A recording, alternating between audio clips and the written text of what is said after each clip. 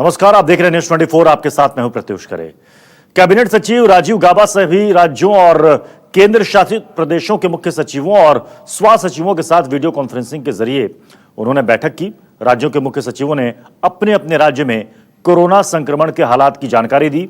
वहीं राजीव गाबा ने सभी राज्यों से प्रवासी मजदूरों की वापसी पर सहयोग मांगा, जिससे और ज्यादा श्रमिक स्पेशल ट्रेनें चलाई जा सकें। कैबिनेट सचिव ने आज राज्य के मुख्य सचिवों के साथ वीडियो कॉन्फ्रेंसिंग के जरिए यह बैठक की है। सभी राज्यों ने अपने अपने राज्य में कोरोना संक्रमण की क्या स्थिति है, क्या इंतजाम है, क्या व्यवस्थाएं की जा रही हैं, इस पर जानकारी दी। कैबिनेट सचिव ने कहा कि कोशिश ये होनी चाहिए कि ज्यादा से ज्यादा श्रमिक जो कि प्रवासी मजदूर दूसरे राज्यों में फंसे हुए हैं उनको निकाला जाए। कोरोना संकट पर पीएम मोदी कल सभी राज्यों के मुख्यमंत्रियों के साथ बैठक करने वाले हैं। यह बैठक दोपहर 3 बजे वीडियो कॉन्फ्रेंसिंग के जरिए होगी, जिसमें लॉकडाउन और देश के हालात के बारे में चर्चा होगी। हमारे साथ इस खबर पर कुंदन सिंह हमारे संवाददाता इस वक्त जुड़ रहे हैं। कुंदन, 17 तारीख के पहले मुख्यमंत्रियों के साथ प्रधानमंत्री की यह बैठक शायद इस बार इसलिए भी अहम होगी कि 17 तारीख के बाद लॉकडाउन बढ़ेगा, नहीं बढ़ेगा, या फिर ढील के साथ कुछ सेवाओं को खोलना जरूरी होगा, जैसे कि तमाम राज्यों ने मांग भी की है। देखिए प्रत्युष, बैठक बहुत अहम है और बैठक इसलिए भी अहम है कि आज इस तरीके से कैबिनेट सचिव राजीव गाबा ने देश भर के तमाम राज्यों के मुख्य सचिव से बात की और इसके बाद एक पूरा खाका तैयार किया गया कि आखिर 3 फ्रंट पे सरकारें काम कर रही है। एक तो कोरोना को लेके जो टास्क फोर्स है उनके किस और हेल्थ सर्विसेज के लोग हैं उन पे क्या काम चल रहा है, लॉकडाउन के हालात क्या है और पार्शियली जो चीजें खोली जा रही है वो कैसे इंप्लीमेंट हो रहा है। और श्रमिक जो कि प्रवासी मजदूर आप देख रहे हैं कि खासकर उत्तर भारत के तमाम राज्यों में देश भर के हिस्सों से आ रहे हैं, ट्रेनों में लेके आ रहे हैं, आने के साथ उनकी जांच भी हो रही है, क्वारंटाइन किया जा रहा है और बहुत सारे लोग पॉजिटिव भी निकल रहे हैं, बहुत सारे किराए को लेके भी इशू हो रही है। तो कल जब मुख्यमंत्रियों की बैठक होगी प्रधानमंत्री के साथ में, तो ये बहुत तय है कि इसके बाद आगे की क्या रणनीति है, क्योंकि अब बहुत साफ हो चुका है कि 3 स्टेज में 3 चरण के लॉकडाउन के बाद अब आप ज्यादा लॉकडाउन कंटिन्यू नहीं कर सकते। आपको इकोनॉमिक एक्टिविटीज को भी खोलना पड़ेगा। आखिर वो कैसे खुलेगा, क्या लेबर लॉ रिफॉर्म्स होंगे, क्या फिर से जो 3 कैटेगरी हमने अलग अलग डिस्ट्रिक्ट्स की बना रखी है उसको रीडिफाइन किया जाएगा।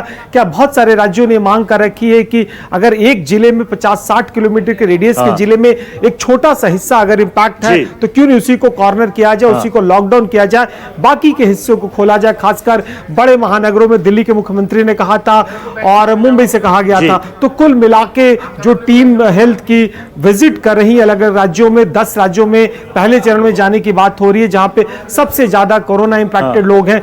तो कुल मिलाके पूरा देश किस तरीके से पंजाब सरकार भी ये मांग कर चुकी है। राहुल गांधी ने भी जब पत्रकारों के साथ वीडियो कॉन्फ्रेंसिंग के जरिए बातचीत की थी, उन्होंने भी कहा कि राज्य सरकारों को कुछ अधिकार मिलने चाहिए कि वो अपने राज्य में कोरोना संक्रमण इलाकों को कैसे किस जोन में बांटते हैं और क्या आर्थिक गतिविधियां वो शुरू करना चाहते हैं। उन्होंने कहा कि हो ये रहा है कि केंद्र सरकार जोन तय कर देती है, ग्रीन जोन रेड में चला जाता है, रेड ग्रीन में चला जाता है। दिक्कत यही सबसे ज्यादा हो रही है, इसलिए बार बार कह रहे हैं कि राज्यों के थोड़ी छूट मिलनी चाहिए।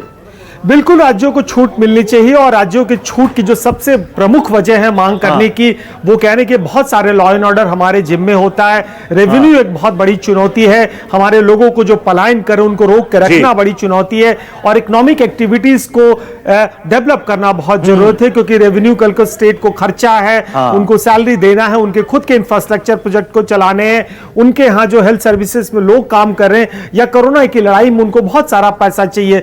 तो कुल मिलाकर खासकर वैसे स्टेट जहां पे इकोनॉमिक एक्टिविटी बहुत ज्यादा, जिसमें पंजाब इंपॉर्टेंट है, हरियाणा इंपॉर्टेंट है, वेस्टर्न यूपी का इलाका है, महाराष्ट्र है, गुजरात है, कोस्टल बेल्ट कर्नाटक है, तो इन राज्यों से विशेषकर मांग उठ रही थी। तो मुझे लग रहा है कि आने वाले टाइम में लॉकडाउन का एक नया प्रारूप आपको देखने को मिलेगा।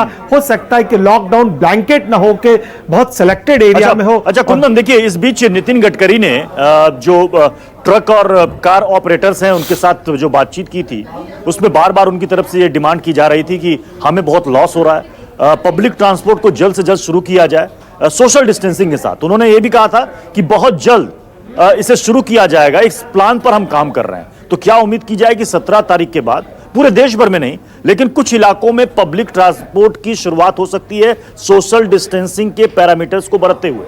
देखिए प्रत्युष, करना ही पड़ेगा आपको, क्योंकि अगर आप दिल्ली की बात करें या देश के किसी भी हिस्से की बात करें, अगर आप 35% वर्कफोर्स को स्टार्ट करते हैं, आप अपने ऑफिसेस खोल देते हैं, तो उन 35% लोगों में कितने लोगों के पास अपना कन्वेंस है?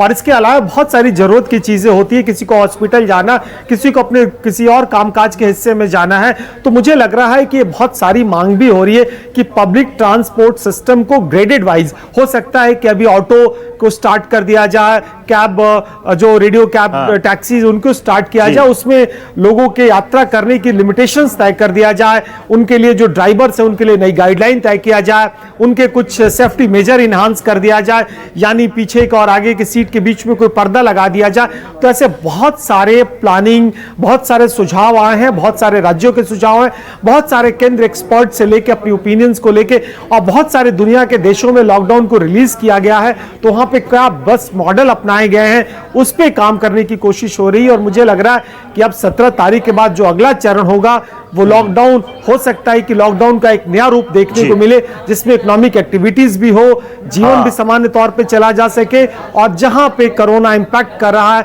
वहां पे कंटेनमेंट जोन भी बनाया जा सके।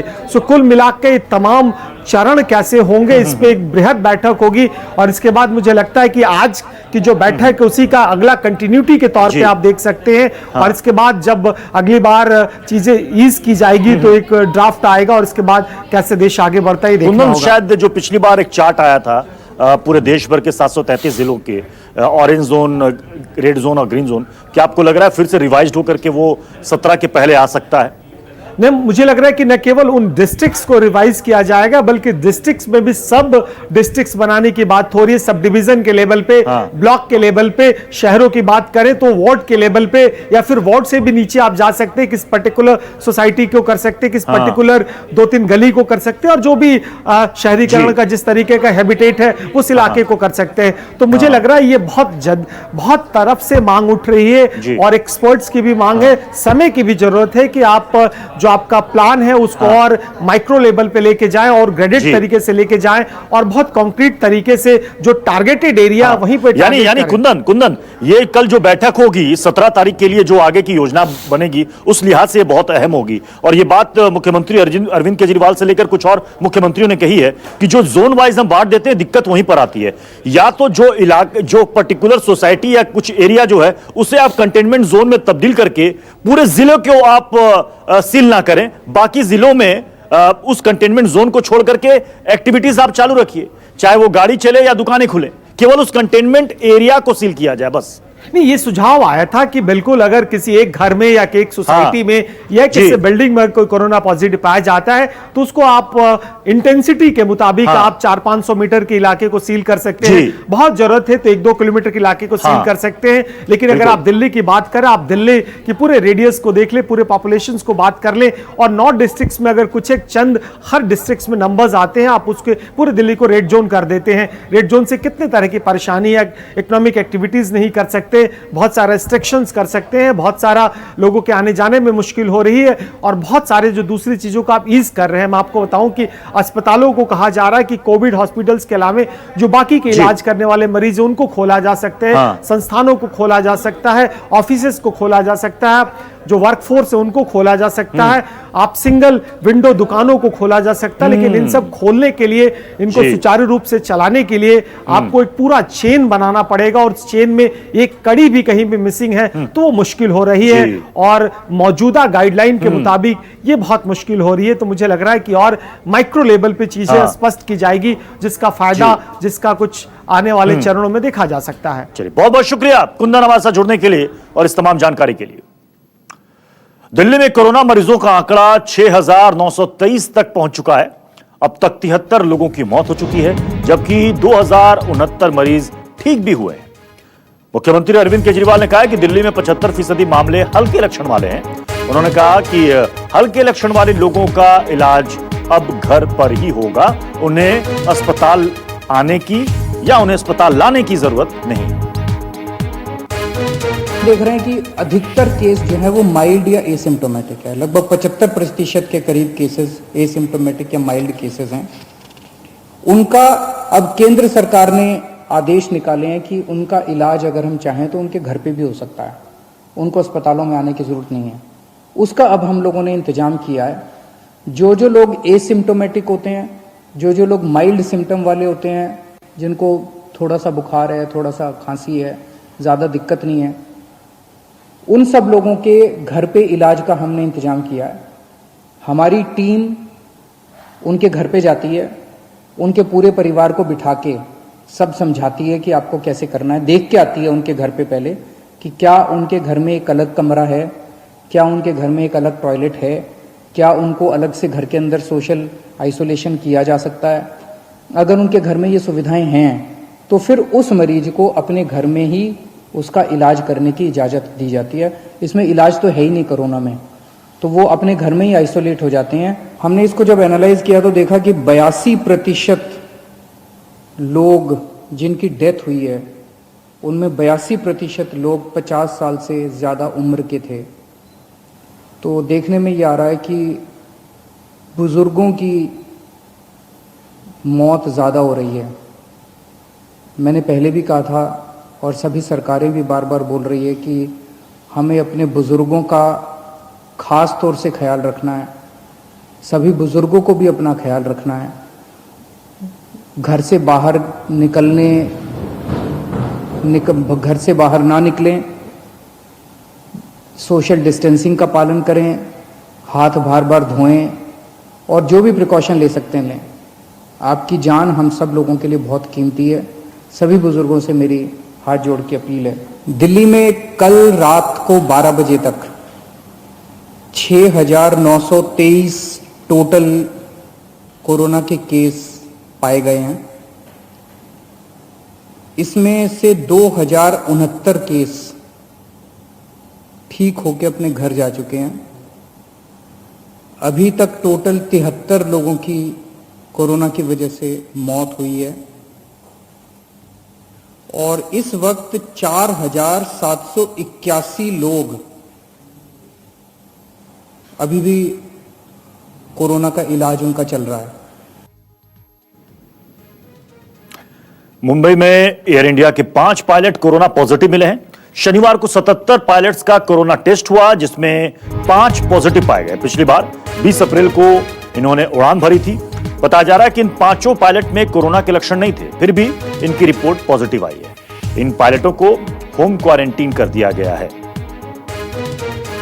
उड़ान भरने से पहले टेस्ट में ये पायलट्स कोरोना पॉजिटिव निकले। होम क्वारंटीन किया गया इनको। कार्गो विमान उड़ाते थे ये पायलट, 5 पायलट।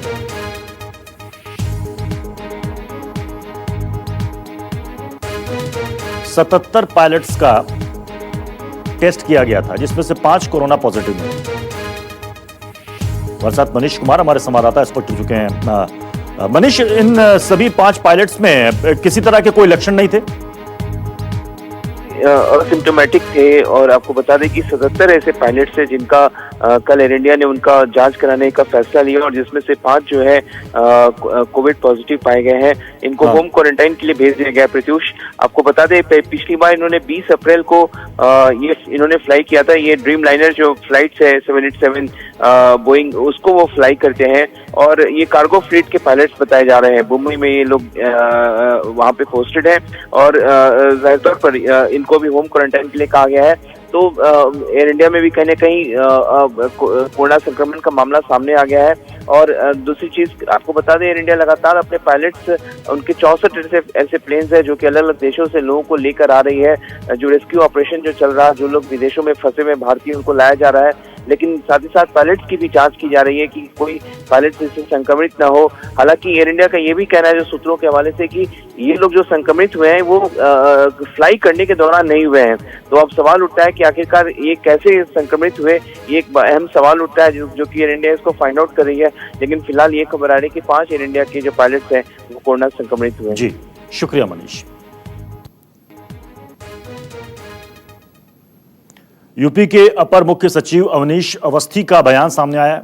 उन्होंने कहा कि आज 70,000 से ज्यादा मजदूर यूपी वापस आ रहे हैं। रेलवे स्टेशन पहुंचने पर मजदूरों की स्क्रीनिंग की जाएगी। आज पूरे प्रदेश में लखनऊ जोड़ते हुए 57 ट्रेनें आ रही हैं। 57 यूपी में 57 ट्रेनें आ रही हैं और इन 57 ट्रेनों में जो है लगभग 1200 अगर यात्री हम मान लें तो लगभग 70,000 यात्री से अधिक जो है संख्या हमारी 70,000 यात्री से अधिक संख्या केवल आज ट्रेनों से हमारे प्रदेश में आएंगे। आपको ये भी मालूम है कि सुबह तक लगभग 215 ट्रेन पिछले दिनों की आ चुकी हैं और लगभग 2,30,000 से ज़्यादा जो है लोग जो है अलग अलग ट्रेनों से हमारे यहाँ आ भी चुके हैं। लखनऊ के अमीनाबाद बाजार में कोरोना संक्रमित निकलने के बाद पूरे बाजार को पुलिस ने बैरिकेड के जरिए सील कर दिया है। इस वक्त हम मौजूद हैं लखनऊ के सबसे बड़े बाजार अमीनाबाद की फतेहगंज गल्ला मंडी वाली सड़क पर और आपको दिखाएंगे कि ये जो पूरी सड़क आप जो सन्नाटा देख रहे हैं, दरअसल इस इलाके में 2 दिन पहले एक गुड़ के व्यापारी में कोरोना का संक्रमण पाया गया था। व्यापार मंडल की तरफ से यहाँ पर जांच करवाई गई थी सभी व्यापारियों की और उसके बाद इस इलाके सील कर दिया गया। हालांकि हॉटस्पॉट नहीं घोषित किया है लेकिन इस पूरे इलाके को सील कर दिया गया है। यानी इस रास्ते से जितनी भी सड़कें कनेक्ट होती हैं इस तरीके से आप हमारे सामने देखेंगे कि ये बांस बल्लियों के सहारे बैरिकेडिंग करके इसको रोक दिया गया है। हर गली के नुक्कड़ पे आपको पुलिस के जवान नजर आएंगे और कुछ दूर तक आपको दिखाएंगे कि दृश्य कैसा है यहाँ पर। तो आप देखेंगे ये जो पूरा सन्नाटा आप देख रहे हैं ये एक बाजार है जो गल्ले का बहुत बड़ा बाजार है और लखनऊ में के अलग अलग हिस्सों में यहाँ से राशन की, आटे की, चीनी, मैदे की सप्लाई यहाँ पर होती थी और यहाँ पर खासी भीड़ लगा करती थी। कुछ दूसरे इलाकों के व्यापारियों के संपर्क में आने के बाद यहाँ के एक व्यापारी को संक्रमण पाया गया और उसके बाद इस पूरे बाजार को बंद करा दिया गया है। इस पूरे बाजार को सैनिटाइज किया गया। उसके बाद फिलहाल 14 दिन के लिए ये फैसला लेगा कि यह बाजार पूरी तरीके से बंद रहेगा। आसपास की जो गलियां हैं वो आप देख रहे हैं, जिस तरीके से आप देख रहे हैं कि गलियों को पूरी तरीके से ब्लॉक कर दिया गया है। सामने वाली गली भी आप ये देख रहे हैं कि हमारे दोनों तरफ जो गलियां हैं उनको ब्लॉक कर दिया गया है ताकि जो लोग हैं वो सड़कों पर ना आने पाएँ। फिलहाल एहतियात बरते जा रहे हैं और ये कोशिश की जा रही है कि इस इलाके में और जो व्यापारी थे जिनका टेस्ट नहीं हो पाया था उनकी भी जांच कराई जाए ताकि इस बात की पुष्टि हो सके कि संक्रमण का विस्तार और ज़्यादा तो नहीं हुआ है। कैमरा पर्सन धर्मेंद्र कुमार साहू के साथ मानस श्रीवास्तव, लखनऊ, न्यूज़ 24। लखनऊ के अमीनाबाद से लेकर के फतेहगंज तक का इलाका सील होने से फतेहगंज की गल्ला मंडी भी सील कर दी गई है। और लखनऊ की बड़ी गल्ला मंडियों में शुमार ये है लखनऊ की फतेहगंज गल्ला मंडी, जहां पर गल्ले का बहुत बड़ा कारोबार होता है। लखनऊ के अलग अलग हिस्सों में यहां से राशन की सप्लाई की जाती है लेकिन इसको भी बंद कर दिया गया। हालांकि इस पूरी गली में किसी को कोरोना का संक्रमण नहीं पाया गया था लेकिन चूंकि यहाँ पड़ोस के इलाके में एक व्यापारी संक्रमित पाया गया इसलिए इसको भी बंद कर दिया गया है। और आपको दिखाएंगे तस्वीरों में कि ये पूरा इलाका करीब 1 किलोमीटर का इलाका, आप जिधर भी नजर जाएगी वहां पर हर जगह आपको सील किया हुआ नजर आएगा। ये पूरा इलाका सील कर दिया गया। हालांकि इसको हॉटस्पॉट नहीं घोषित किया गया है क्योंकि जो व्यापारी इस बाजार में संक्रमित था उसका घर यहाँ से थोड़ी दूर पे था, उसको भी सील कर दिया गया है। लेकिन ये जो हिस्सा हम आपको दिखाने की कोशिश कर रहे हैं, ये पूरा बाजार जो बहुत बड़ा बाजार है और जहाँ पर हर रोज शहर के अलग अलग हिस्सों से फुटकर व्यापारी यहाँ पर राशन खरीदने आया करते थे। आप देखेंगे फुटकर व्यापारी यहाँ पर जो राशन खरीदने आते थे, ये पूरा इलाका इसको बंद कर दिया गया है। इस तरीके से बांस बल्लियों के सहारे आप देख रहे हैं रास्ते को ब्लॉक किया गया है और इस सड़क के बाद का जो हिस्सा है उसको खोल दिया गया है। यानी ये जो हिस्सा आप देख रहे हैं यहाँ तक का इलाका जो है इसको बंद किया गया है। इस बांस बल्ली के उस पार का हिस्सा खुला हुआ है। इस इलाके को बंद कर दिया गया है ताकि ये जो पूरा बाजार है वो सुरक्षित रहे, और जब तक यहाँ पर जांच नहीं हो जाती है पूरी, तब तक इस इलाके को इसी तरीके से सील रखा जाएगा। कैमरा पर्सन धर्मेंद्र कुमार साहू के साथ मानव श्रीवास्तव, लखनऊ, न्यूज़ 24।